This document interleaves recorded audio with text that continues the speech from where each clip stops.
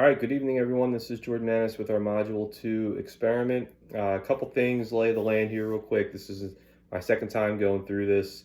First one didn't work out. It was most likely because I had to stop the video about 5, 6, maybe even more times.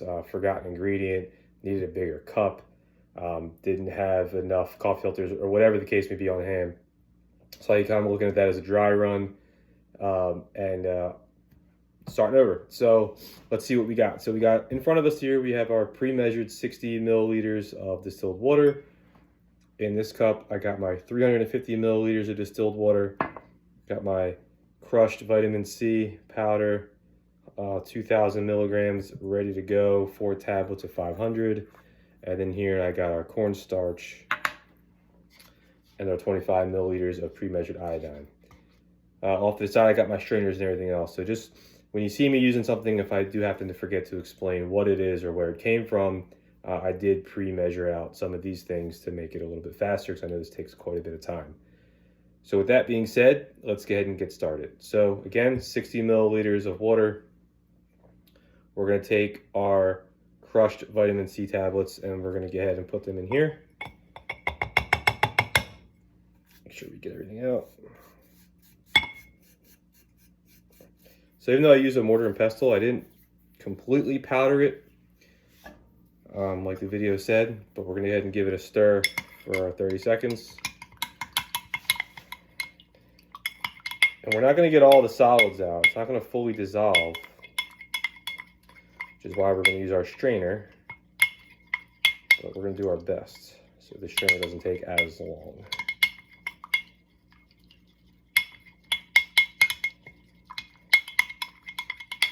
Got about 10 more seconds left to get to 30.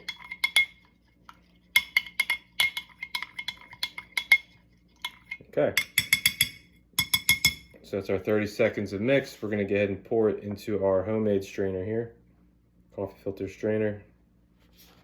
Worked pretty well last time.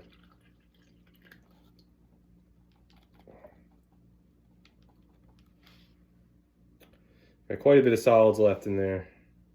Like I said, it wasn't going to fully dissolve, so put that off to the side. And now this is going to make solution A. So we're going to put this container aside and let it strain itself out while we go ahead and get started on solution B. All right, so we got our cornstarch, like I said, already ready to go. And we're going to mix it into our 350 milliliters of pre-measured distilled water.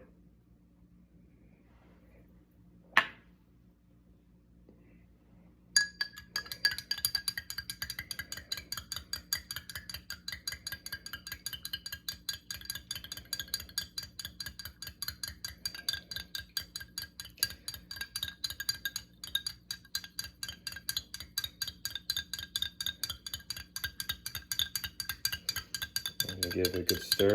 And the one thing I'm going to do once I'm done stirring is transition this into my large measuring cup so I can put it in the microwave and bring it to a boil. So we're about 30 seconds in, so we're going to go ahead and do that now.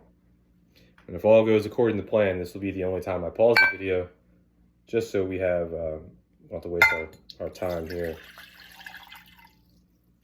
with the microwave.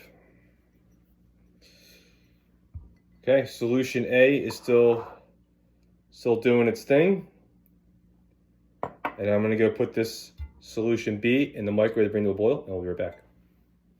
All right, so we have our water boiling here after a couple minutes in the microwave, and we're gonna just strain this through our coffee filter.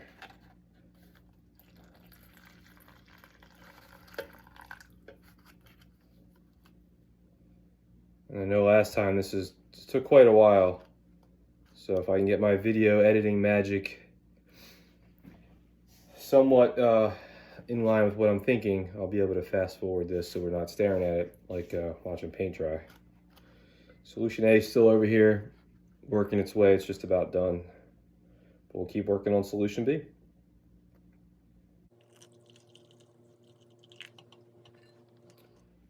All right, so I think we're finally at a point now where solution B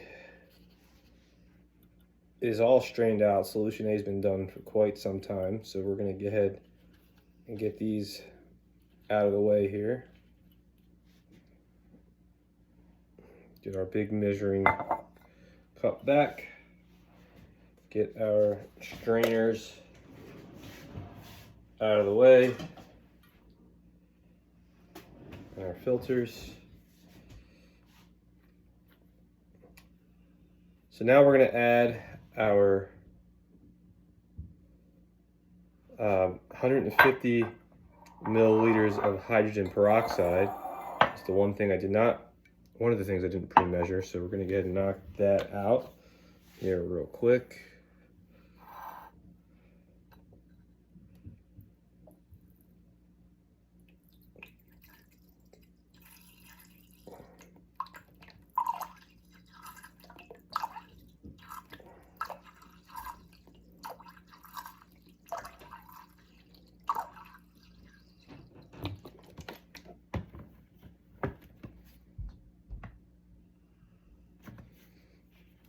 Okay. So now we have 150 milliliters. We're going to add it into our large mixing glass here, our mixing cup rather, because it should be our final container is going to be our final container for all of our solution. So here we're going to have our final product of solution B going into the large mixing glass.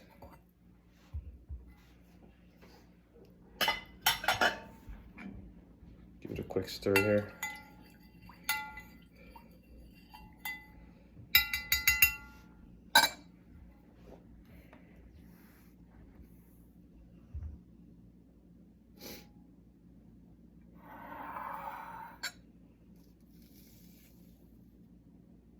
Oh, scratch that.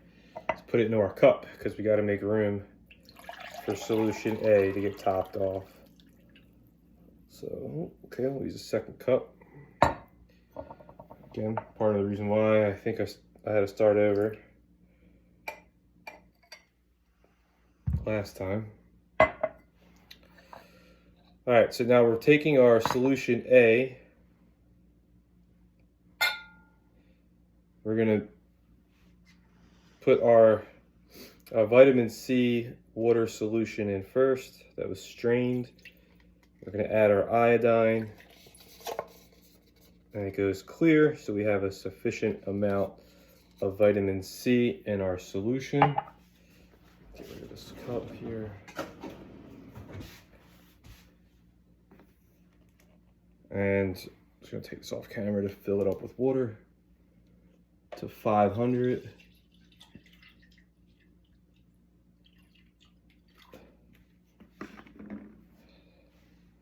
And we got our 500, we're clear, we're good to go.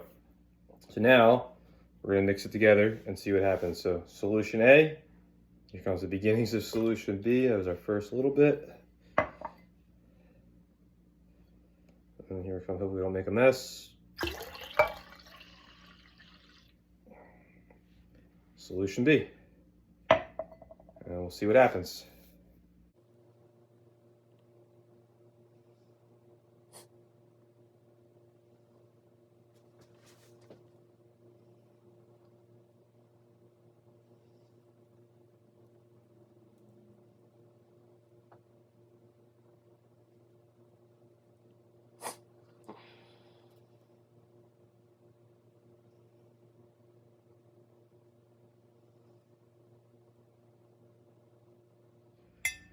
All right, well, we're running into the same problem that I ran into the last time, so I think I'm going to go ahead and call it here. And I'm going to go ahead and clean up, and then we'll do talk some analysis. Okay, so we're all cleaned up down in the kitchen, doing some analysis now. Talk about what should have happened and what didn't happen. So as we all know from the video, we should have seen the solution turn into that dark blue color, which obviously did not. So the first thing I did is I went and checked all of my ingredients, specifically the iodine, to make sure that it was in fact the correct version, because I did buy two just to make sure I was using the correct one, and I was. So I was using a 5% iodine. So everything should have worked out as planned, and maybe it's the brand I used or what have you to cause the difference. I used a first aid antiseptic type of iodine but it was still a 5% iodine as required. But in any case, what we should have seen happen is the hydrogen peroxide, it wants to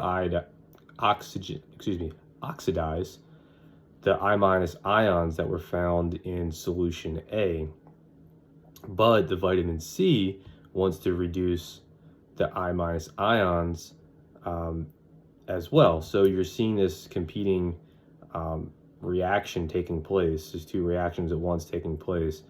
So the I2, the iodine, should have accumulated because there's an excess of hydrogen peroxide, and to form that blue, that dark blue solution, the trioxide, the triiodine rather. But of course, like I said, it didn't happen.